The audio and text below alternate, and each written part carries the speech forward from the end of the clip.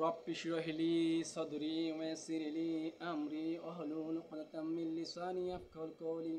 قال النبي صلى الله عليه وسلم: الحمد لله نحمده ونستعينه ونستغفره ونؤمن به ونتوكل عليه ونعوذ بالله من شرور أنفسنا ومن سيئات أعمالنا. من يهده الله فلا مضل له ومن يضلل فلا هادي له ونشهد أن لا إله إلا الله وحده لا شريك له والذي لا ضد له ولا ند له لا مثل له ولا مثيل له لا وزير له ولا وليد له وهو الوحيد الفرد الصمد لم يلد ولم يولد ولم يكن له كفوا أحد. ونشهد أن سيدنا ونبينا وحبيبنا وبشيرنا ونصيرنا وطبيبنا وطبيب أرواحنا محمدا عبد الله رسوله. فقد قال الله تعالى في كلامه المجيد وفي فرقانه الحميد. আজকের বিষয় মুসলমান। আমরা মুসলমান, তাই আমাদের করণীয় কি? আর প্রকৃত মুসলমান কাকে বলা হয়? প্রকৃত মুসলমান তো ওই ব্যক্তি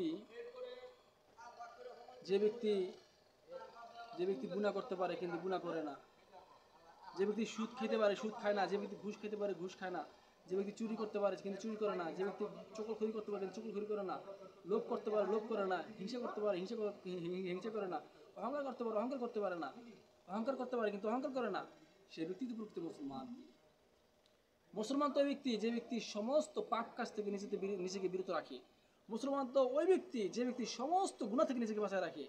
মুসলমান তো ওই ব্যক্তি যে ব্যক্তি সমস্ত হুকুম আল্লাহ তাআলার হুকুম মোতাবেক এবং সমস্ত হুকুম নবীজি তরিকা মোতাবেক মানার চেষ্টা করে। প্রকৃত মুসলমান তো ওই ব্যক্তি নিজেকে নফসকে যে কন্ট্রোল করতে পারে। এই জন্য ভাইয়া দোস্ত আজিজ, আজকে আমরা মুসলমান নিজেকে দাবি করি, কিন্তু আজকে আমরা কথায় কথায় মিথ্যা বলতেছি, কথায় কথায় গীবত করতেছি, কথায় কথায় চুগলখড়ি করতেছি এবং কথায় কথায় পরনিন্দা করতেছি, কথায় কথায় অহংকার করতেছি এবং গরিমা করতেছি। এবং আল্লাহ রাসূল বলছেন, যার অন্তরের ভিতরে যাররা পরিমাণ তাকাব্বুর বা অহংকার থাকবে সে ব্যক্তি জান্নাত দূরের কথা জান্নাতের গ্রান্ট পর্যন্ত পাবে না। হ্যাঁ, জান্নাত দূরের কথা জান্নাতের গ্রান্ট পর্যন্ত পাবে না। সুতরাং আমাদের আমল করে কি লাভ? যদি আমরা অহংকার করি তাহলে আমাদের সমস্ত আমল বরবাদ হয়ে যাবে, সমস্ত আমল বরবাদ হয়ে যাবে। যেমন বরবাদ হয়ে গিয়েছিল ইবলিস শয়তানের সমস্ত আমল। ইবলিস শয়তান এমন আমল করতে করতে করতে করতে করতে করতে হাজার বছর আমল করছে, তো ফেরেশতাদের সর্দার হয়েছিল পুরো পৃথিবীর মধ্যে কোনো জায়গা কিঞ্চিত পরিমাণ জায়গা নাই যে ইবলিস শয়তান সেজদা না দিছে। কিন্তু সে ব্যক্তি একটাই অহংকার করছিল, সে ব্যক্তি কি করে মাটিকে সেজদা করে নাই। তো মাটিকে সেজদা না করার কারণে সমস্ত আমল বরবাদ হয়ে গেল। শুধু একটা হুকুমকে অমান্য করছে, আল্লাহ হুকুম, এটা আল্লাহ হুকুম ছিল মাটিকে সেজদা কর, মাটিকে সেজদা করে নাই। সে তো যুক্তি কাটাইছে যে ইবলিস শয়তান তো আগুনের তৈরি, আগুন জ্বালা দিলে আগুনের স্থান হয়ে যায় উপরে, আর মাটি তো নিচে, মাটির স্থান নিচে, সুতরাং সে উপর থেকে কেন মাটিকে নিচে সেজদা করবো, এই যুক্তি খাটাতে গেছে আর ইবলিস শয়তান হয়ে গেছে। সুতরাং আমরা তো হাজার হাজার হুকুম আল্লাহ তাআলার হুকুমকে অমান্য করতেছি। ইবলিস শয়তান একটা হুকুম অমান্য করার কারণে ইবলিস শয়তান হয়ে গেল, আর আমরা হাজার হাজার হুকুমকে আল্লাহ তাআলার হুকুমকে ছেড়ে দিচ্ছি, হুকুমকে অমান্য করতেছি। তাহলে আমাদের স্থান কোথায় আছে ভাই? এই জন্য ভাই আমাদেরকে এগুলো জানতে হবে, বুঝতে হবে, শিখতে হবে, মানতে হবে। তাই ভাই বলি যে আমাদের সবচেয়ে বড় গুনাহ কি? সবচেয়ে বড় গুনাহ হচ্ছে আল্লাহকে না চেনা আর নবীকে না চেনা হলো সবচেয়ে বড় গুনাহ। এই জন্য ভাই, মানুষ তো দূরের কথা, কেউ যদি একটা জানোয়ারকেও আঘাত করে, নবীজি বলছে তুমি আমার উম্মত নয়। আজকে আমরা কথায় কথায় মানুষের অন্তরে আঘাত দিচ্ছি, আর মানুষের অন্তরে যে আঘাত দেয় বলছে মক্কার গিলাফ ধরে কান্নাকাটি করলে তাকে আল্লাহ তাআলা ক্ষমা করে না। এই জন্য ভাই আমাদেরকে নফসকে কন্ট্রোল করতে হবে, আল্লাহ হুকুম মানতে হবে, নবীতে চলতে হবে।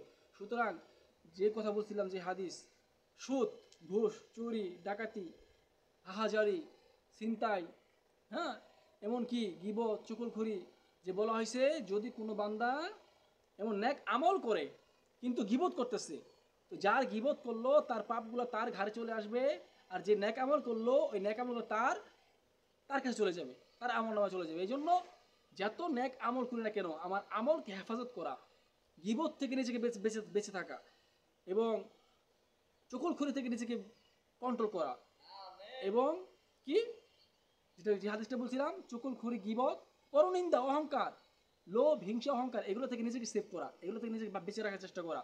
আর না হলে যত আমল করি না কেন, সমস্ত আমল যেমন একটা কলসির ভিতরে ফুটে থাকলে আমল নষ্ট হয়ে যায়, ঠিক আমরা যদি গুনার কাজ করি ওই গুনার দ্বারা সমস্ত আমল আস্তে আস্তে আস্তে আস্তে নষ্ট হয়ে যাবে। এই জন্য আমাদের জিন্দিগি যে পরিবর্তন করতে হবে। পরিবর্তন কি? শুধু কি নামাজ পড়া, শুধু কি রোজা রাখা, শুধু কি হজ করা, শুধু কি জাকাত দেওয়া, শুধু পশ্চিম দিকে আর পূর্ব দিকে আসসালাম রহমতুল্লাহ আসসালাম রহমতুল্লাহ বলার নাম ইবাদত নয়। ইবাদত হচ্ছে আল্লাহ তাআলার হুকুম ও আহকামকে সঠিকভাবে জেনে, সঠিকভাবে মেনে নবীজির তরিকায় চলার মতো জিন্দিগির নাম হলো হেদায়েতের জিন্দিগি। আর যে ব্যক্তি দুনিয়ার জমিনে হেদায়েত পেয়ে গেল সেই হলো সাকসেস, আর সেই হলো সফল কাম। দুনিয়া তো সাকসেস, আখিরাত তো সাকসেস। কোরআনের কোনো জায়গায় বলা হয় নাই যে তোমরা দুনিয়াতে হাজার কোটি টাকা মালিক হয়ে গেলে, হাজারো বাড়ির মালিক হয়ে গেলে, হ্যাঁ তোমরা সফল কাম, তোমরা সাকসেস, এইভাবে বলা হয় নাই। কথাটা বলেছে তারাই প্রকৃত সফল কাম যারা দুনিয়ার জমিনে হেদায়েত প্রাপ্ত, হেদায়েতের পথে চলে, আল্লাহ হুকুম নবুত্তিরে চলে, সে ব্যক্তি হলো প্রকৃত সাকসেস। এই জন্য আমাদেরকে এগুলো জানতে হবে। মাসেল আলমদের কাছ থেকে শিখবো ইনশাল্লাহ, আর আল্লাহ হুকুম যতটুকু পারি মেনে চলার চেষ্টা করবো। দেখা হবে কোনো না কোনো বিষয় নিয়ে ইনশাল্লাহ নেক্সট ডে। আর ভাই দোস্ত বন্ধু আজিজও যে কথা বলছিলাম, আমাদের কি করতে হবে? আমাদের যে আত্মশুদ্ধি করা ফরজ, আমাদের যে আত্মশুদ্ধি করা ফরজ খবরই তো রাখি না। আত্মশুদ্ধি করা ফরজ, এটাও একটা আল্লাহর হুকুম। আত্মশুদ্ধি কি? আত্মশুদ্ধি হচ্ছে নিজের নফসকে কন্ট্রোল করা। মন চায় জিন্দিগি জাহান্নাম, আর রব চায় জিন্দিগি জান্নাত। আজকে আমরা মন চায় জিন্দিগি পালন করতেছি, এই জন্য আমাদের জাহান্নাম অবধারিত। আর যদি রব চায় জিন্দিগি দুনিয়াতে পালন করি তাহলে আমাদের জান্নাত আছে ইনশাল্লাহ। এখানে জান্নাত এমন এক নিয়ামত, নাজ নিয়ামত যা কোনো চোখ দেখে নাই, যা কোনো কান শুনে নাই, যা কোনো অন্তর চিন্তা করে নাই। এত সুন্দর জান্নাত waiting for us. What a beautiful paradise waiting for me, waiting for you. জান্নাতের নিয়ামত কি? বলা হয়েছে যদি কোনো ব্যক্তি জান্নাতে যায়, তো জান্নাতে যাওয়ার পূর্বে আল্লাহ তাআলা বলবে কি চাও তুমি জান্নাতে? বলবে দুনিয়াটা যেদিন তৈরি হয়েছে আর দুনিয়াটা যেদিন শেষ হয়েছে, আল্লাহ তুমি পুরোটা আমার দিয়ে দাও। আল্লাহ হাসবে আর বলবে ভিক্ষুক তুই আমার কাছে কি চাইলি? তুই এমন তো তুই পাবি, এরকম 10 দুনিয়ার মতো তোকে আমি একটা জান্নাত দিলাম। আর বলা হয়েছে ওই জান্নাতের ভিতরে হুর থাকবে, গ্লেমান থাকবে, অট্টলিকা থাকবে, এমন মহল থাকবে, অনেক নিয়ামত জান্নাতের ভিতরে যা বলে শেষ করা যাবে না। ইনশাল্লাহ জান্নাতের ব্যাপারে এবং জান্নাতের নাজ নেওয়া সম্পর্কে পরবর্তী দিন দেখা হবে। Good bye, next day.